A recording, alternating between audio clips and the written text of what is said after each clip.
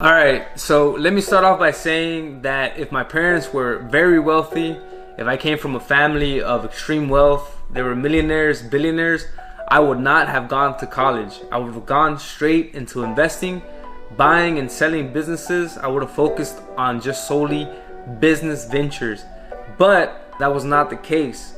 I am a first generation college student.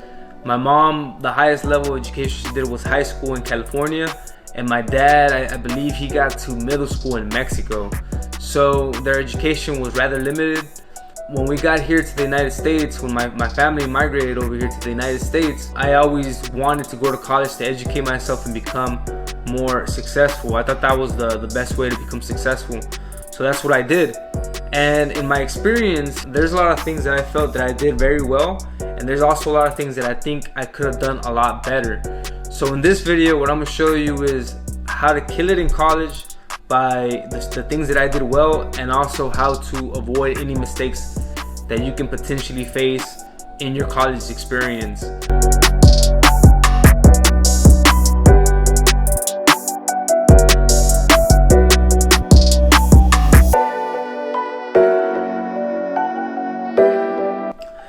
Coming number one on the list is that it all starts in high school. So back when I was in high school, it was a very awkward time for me. I didn't know what I wanted to do or who I wanted to become. But one thing that I feel I did right was that I was always enrolled in AP and dual credit classes. So by the time I got to my senior year, it was a lot easier for me to apply for scholarships and grants because I had a strong academic background. My GPA was high, and I also had college credits going into college.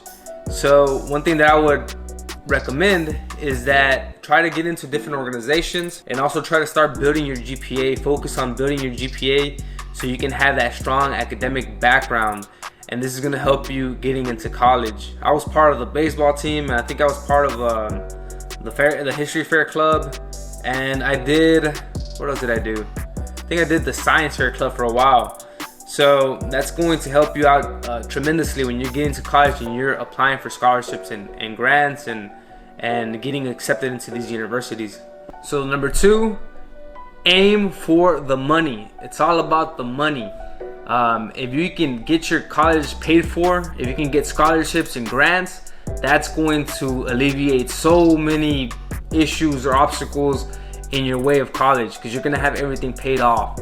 So the goal is to go through college. Don't spend any of your money. Do not get loans. Do not get into debt. Spend other people's money through grants, scholarships, and maybe work during that time.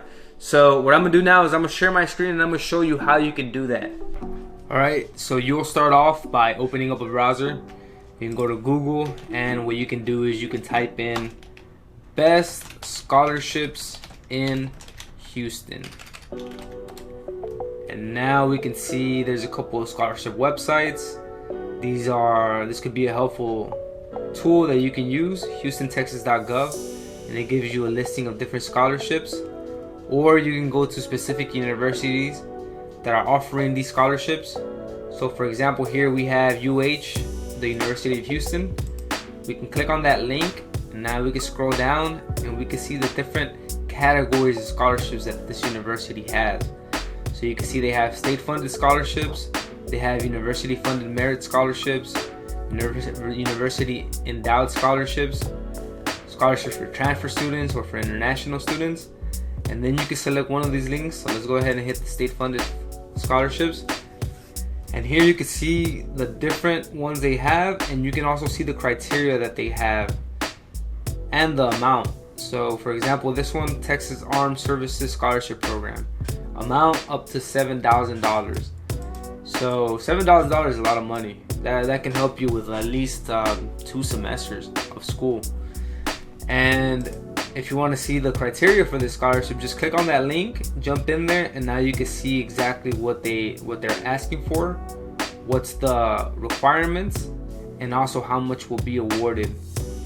So you can do this with many scholarships online. So the goal here is to research these scholarships, go through all the scholarships that are offered in your city and your country, and try to obtain as many as possible. because this is going to help you go through college a lot easier. The goal is to not have to pay anything out of pocket, pay all of your school related expenses through grants or scholarships.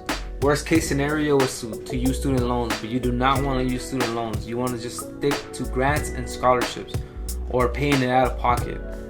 So the next thing you can do also is so a couple of scholarships that I applied to that I got when I was in college was I applied for the Cafe Bustelo scholarship. I got that one. That was $5,000. Cafe Bustelo scholarship, very good coffee, by the way. Very grateful for this scholarship, and I'll just a big shout out to Cafe Bustelo on this. So scholarship, you can apply for that one. Hit enter, and now we can see we have Hispanic Student Scholarship, Cafe Bustelo. Click on that, and this is going to give you the background of the scholarship, what is needed to apply, and where to apply. So this is a great scholarship. I recommend for you to apply for this one. And then another one, the Houston Rodeo Scholarship. That's a huge scholarship here in Houston. And this scholarship, it offered $20,000. Go for the STEM careers, which is science, technology, engineering, and mathematics. So once again, I'm gonna share my screen and I'm gonna show you why these are the most important careers that you can go for and the ones that are gonna maximize your return on investment. At the end of the day, college is an investment into yourself. Alright, so the next thing here is to look for STEM careers. So what you can do is best STEM careers. Type that in, hit enter. We'll scroll down, we'll see our options. And I was looking at this one earlier. We have 23 STEM majors for high paying careers with geteducated.com. So click on that link and now you can see exactly what STEM means: science, technology, engineering, and math. We can scroll down and we can see that STEM is the combination and the emphasis on these 4 disciplines. The hope is that students will have a greater chance of achievement and the nation will be able to fill a perceived gap in these areas. So you can see here it gives you a breakdown of these different career paths. Science, which could be biomedical engineering, chemical engineering. It gives you a recommendation of good universities that offer these type of careers. You also have technology. This is where I fell in. We have software development, database administrator, database management, and then we also have math, which would be stats, mathematician, anything in those fields. I would also consider healthcare and medicine part of this because it is very lucrative. There's also a lot of opportunities in these fields. So I would also throw in there healthcare and medicine. So why is STEM education so important? Besides the fact that it's going to give you the biggest return on your investment from your degree, it's going to pay you the most, it's going to give you more opportunities to get a high paying salary. STEM is also pretty interesting. These career paths are more for people that are logical thinkers. They like solving problems, they like the math, they like the logic that comes with these type of career paths. So this is one that I would highly recommend. And you can see here best STEM majors. You also have petroleum engineering, the medium salary for that, which is $130,000. That's pretty good money right there. Computer engineering gives you $111,000. Mathematics, aerospace engineering, nuclear science and engineering, software development, right up there in the 6 figures. So these are great career paths that you can follow. I strongly recommend something in this area. Next up on the list is beware of the distractions. When you get to college, there's going to be so many distractions from your family, from your friends, all of these external things going on, events, organizations. My advice is focus. Just focus on your degree, focus on the skills that you're acquiring, and try to build your value in the market. Try to establish these skills that are gonna pay you more once you graduate. So there's gonna be girls, there's gonna be parties, and believe me, man, that's probably one of the biggest obstacles that I had. There were so many parties, there were so many events, social events. What you want to do is you want to think long term. Don't think in the short term. Because if you think in the short term, you're gonna be like, okay, let me go try to talk to these girls, let me go to this party, check it out. You saw this girl that you like, you might just want to go check it out, but then it's gonna compound and you're gonna keep going to these events and you're gonna stop focusing on your efforts. You want to graduate with as little time and as little money invested into college as possible. You just want to graduate, and then you can start focusing on yourself and your businesses, in your ventures, anything that you have planned, your goals, your dreams. You can start focusing on that as soon as you graduate from school. Next thing is focus. Focus. Get in and get out. Like, you don't want to spend too much time in college. It's not like, don't think of college like this safe haven that, oh, it's always nice and you can party and you can have a good time and just relax. It's not like that. Think about it more like a business. They want to get you or other students into their colleges so they can maximize on the tuition. It's a business. They're trying to make profit from each student that goes into the college.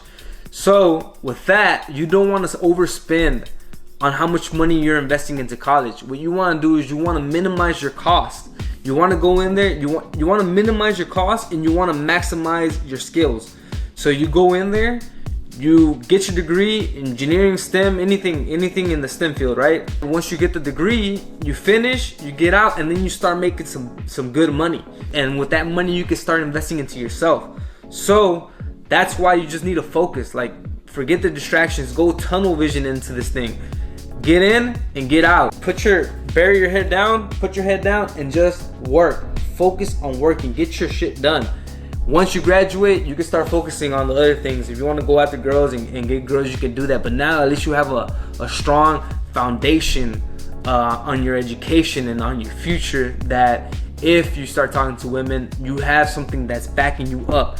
And you can also help your family, and you can help anyone else in your life. So that's the next thing that I would recommend.